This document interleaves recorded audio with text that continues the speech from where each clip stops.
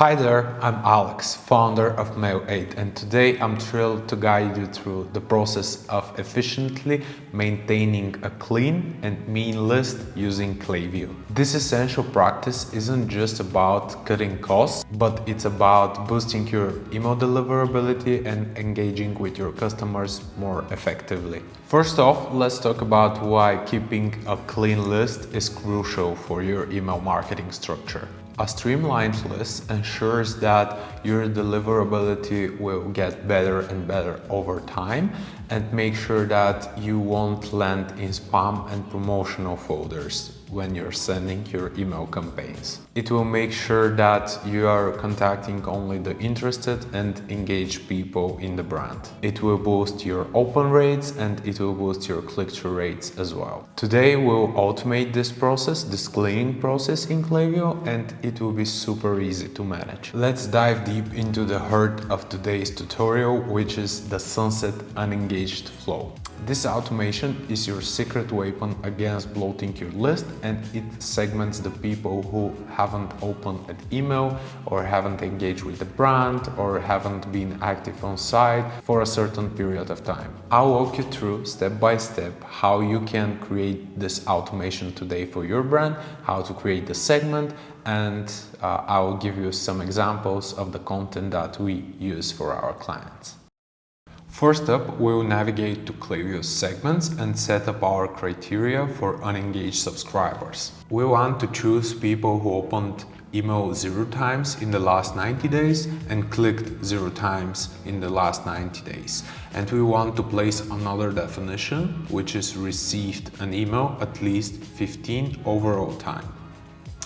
This depends on how many campaigns you're sending on a weekly basis, and you might want to lower that number or go with a higher one. Let's place another definition, which is if someone is not suppressed for email, and we choose that is not. Another thing we like adding is active on site 0 times in the last 45 days, just to make sure that we're not cleaning people interested in the brand.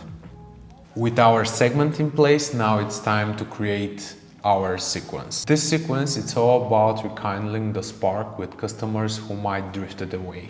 I'll share tips with compelling content and offers that might bring these people back into your engaged segments. The first step is to go into the flow section and search for the sunset flow.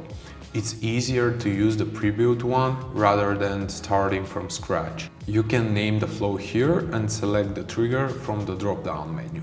The trigger will be the segment that we just created. This means that whoever goes into that segment will enter our sunset flow. Okay, now we have the flow structure ready. We need to set up the time delays first.